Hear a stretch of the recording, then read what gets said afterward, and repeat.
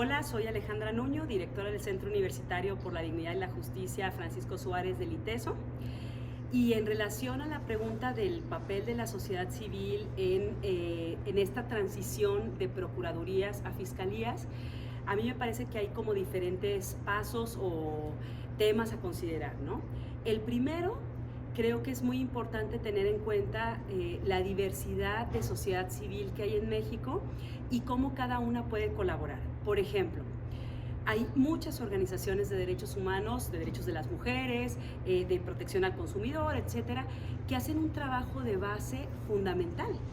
que todos los días van a las fiscalías, denuncian, saben perfectamente, precisamente por el trabajo diario que hacen, qué es lo que está funcionando y qué es lo que lamentablemente no está funcionando. Es decir, tienen un diagnóstico de qué es lo que hace falta mejorar, ya sea porque faltan más ministerios públicos, porque no tienen los recursos. A veces nos pasa, siempre hemos escuchado que ni siquiera tienen dinero para comprar el tóner, la computadora, el papel del baño, etcétera, que no tienen ni tiempo, pero tampoco posibilidad de capacitarse, y bueno, y que hacen todo y nada, ¿no? Entonces, ese diagnóstico que lo tienen las organizaciones digamos, que trabajan directamente con la fiscalía o que hacen con las fiscalías o ministerios públicos, es fundamental. Hay organizaciones que también litigan ya en el sistema acusatorio y también les toca ver cuál ha sido el rol del Ministerio Público en ese momento. Hay organizaciones, pienso en las de Chihuahua, que han tenido una muy buena práctica, por ejemplo, de trabajar a la par con el Ministerio Público ya en la judicialización del caso. Van de manera, digamos, generalmente van muy coordinadas para la teoría del caso, para las pruebas, para saber, por ejemplo, que las organizaciones pueden presentar más temas de reparaciones porque el Ministerio Público no alcanzó, etcétera. Entonces, digamos, quiero decir, en un primer momento hay esas organizaciones que tienen un buen diagnóstico de lo que está pasando. Pero luego hay otras organizaciones más especializadas en el tema, que han tenido la posibilidad de hacer buenas investigaciones, que han podido hacer, por ejemplo, comparaciones sobre los modelos de fiscalías en México, pero en otros países del mundo también, que saben qué es lo que ha funcionado y qué es lo que no ha funcionado, cuál es la norma que se tendría que modificar para que, digamos, los diagnósticos que las organizaciones previamente hayan detectado se puedan ver reflejados en una norma que sea una transición justamente de la Procuraduría a la Fiscalía. ¿En qué sentido? Pues en tener claridad, por ejemplo, de los planes de persecución penal, de cómo debería de investigar el Ministerio Público, el tema estructural, si debería de haber fiscalías especializadas o no, la autonomía, es decir, el Ministerio Público no puede depender de la instrucción de alguien para poder avanzar una investigación como debería de avanzar todas, el tema de la profesionalización de los ministerios públicos, de tener más capacidades, digamos, un servicio civil de carrera, etcétera. Todo eso lo puede hacer y lo han hecho muchas organizaciones que, entre otras, formaban parte y siguen formando parte del colectivo de fiscalía que sirve. Entonces, una relación armónica y de coordinación entre estas organizaciones lo que da es, digamos, un producto muy fortalecido y muy potente, porque parte de un diagnóstico, pero también hace una propuesta muy completa que se puede negociar, ¿no?, con los legisladores y las legisladoras, ya sea en el ámbito federal o en el ámbito de los estados. Entonces, en la medida en la que tengamos la posibilidad de trabajar colectivamente, de ver qué es lo que ha funcionado en algunos estados que ya lo han implementado en la propia federación y lo que no ha funcionado, en esa medida es que podemos avanzar de la mejor manera. Y pues qué mejor pensando un poquito en la red TDT, que tiene más de 80 organizaciones que básicamente tienen esas capacidades, ¿no? Organizaciones de todo tipo, que aparte muy diversas, que pueden decirnos, bueno, capaz que en el tema de desaparecidos está pasando esto, en el tema de violencias de género está pasando esto, en la parte indígena, en la parte medioambiental, etcétera, está pasando esto, ¿no? En esos espacios se puede construir, y yo creo que en la medida en la que sepamos que el trabajo colectivo siempre suma, y en la medida en la que sepamos que cada una de nosotras podemos aportar con algo, en eso podemos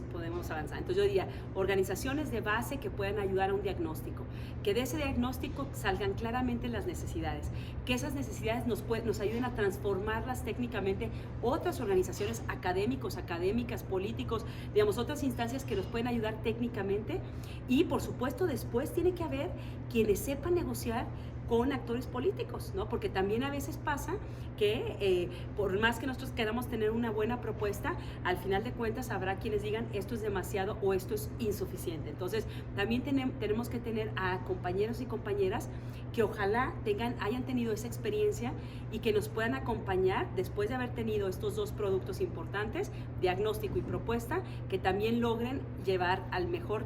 camino esa propuesta y ese trabajo colectivo. Entonces, un diagnóstico de una procuraduría debería de tener, por ejemplo, información estadística que pueda dar cuenta como una especie de radiografía de en qué lugar, en qué momento se encuentra esa fiscalía. En términos estadísticos debería de tener, por ejemplo, información del presupuesto que tiene, del personal con el que cuenta, del número de carpetas de investigación que tiene o averiguaciones previas cuando estamos hablando, digamos que todavía hay en muchos casos fiscalías que están tramitando las averiguaciones previas del sistema tradicional. Hay muchas fiscalías que tienen zonas fiscales o digamos fiscalías de zona o regiones fiscales, entonces cuántas personas y cuántas carpetas de investigación están radicadas ahí, qué tipo de incentivos, digamos, qué tipo de controles tienen al interior de la fiscalía, si cuentan con todo tipo de recursos materiales, hablando, por ejemplo, desde escritorios, computadoras, sistemas de cómputo razonables, sistemas de información que puedan ser, por supuesto, de seguridad de la información que puedan contener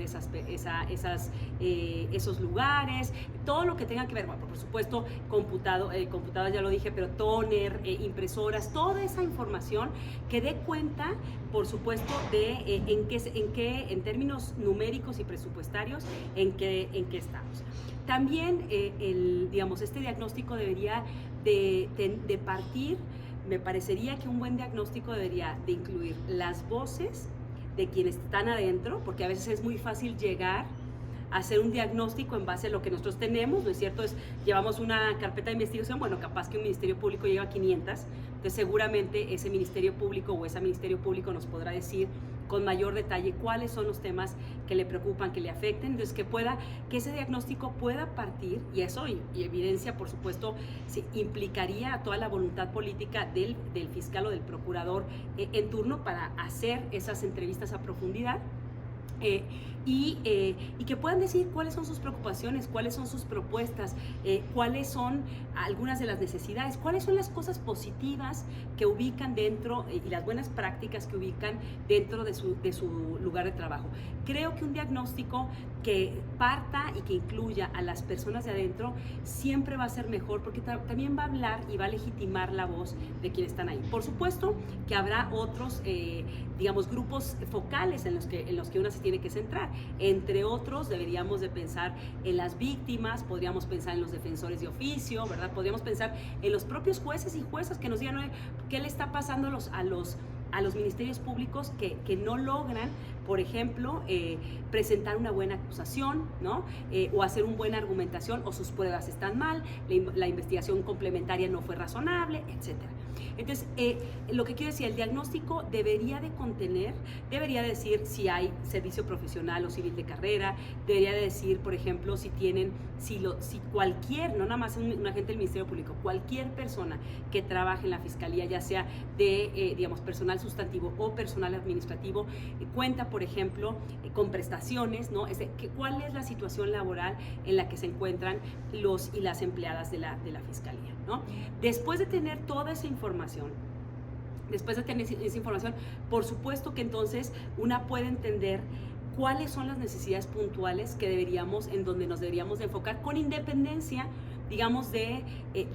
la vara básica comparativa de lo que debería de tener una fiscalía. Pero también, entonces, esa propuesta podría partir de ese diagnóstico de necesidades muy focalizado que, por supuesto, ojalá que si se presenta de la mejor manera, pues por supuesto debería de responder a las necesidades de una fiscalía en particular. Entonces, esa debería de ser pues un diagnóstico cuando menos de la situación, ¿verdad? ¿Cuántas mujeres, por ejemplo, información desagregada sobre cuántas mujeres y hombres trabajan, en qué trabajan, cuál es la situación de la policía,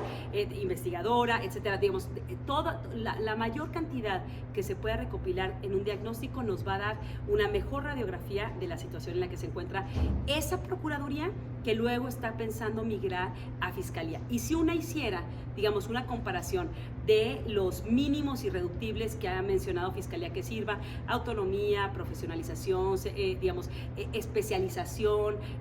controles, etcétera, etcétera, etcétera. Bueno, a la luz de eso, el diagnóstico podría decirnos en qué tenemos que tener mayor cuidado y en qué no, ¿verdad? Y bueno, en relación con la transición, efectivamente hay varias fiscalías que ya están en un proceso de transición. ¿Qué pasó en la discusión de la reforma constitucional? Bueno, la propuesta de reforma, de reforma adicional, diríamos, del artículo 102, apartado A de la Constitución y después de la Ley Orgánica de la Fiscalía General de la República. Pasó que todo el mundo tenía claro que de un día a otro no se podía cambiar toda la institucionalidad de la Procuraduría General de la República a una Fiscalía General de la República. Entonces, por eso es que había un plan de transición, con plazos, con actividades determinadas, con presupuesto, con una comisión de transición que pudiera acompañar, etcétera, porque se sabía que no era tan fácil, se tenían que crear instancias, se tenían que cambiar otras, modificar otras, eliminar otras. Entonces, en esa medida, bueno, en ese momento también estaba la discusión, por supuesto, de la elección del fiscal general de la República. Entonces, una transición debería de partir de un buen plan de transición. Un buen plan de transición que identifique claramente, insisto, en la parte federal se hizo un buen ejercicio en ese sentido, de identificar cuáles eran los temas que se tenía que tomar en consideración y cuáles eran los plazos más o menos razonables para poder cumplir con cada uno de ellos y poder tener la migración, digamos, lo más aceitada posible, lo más pacífica posible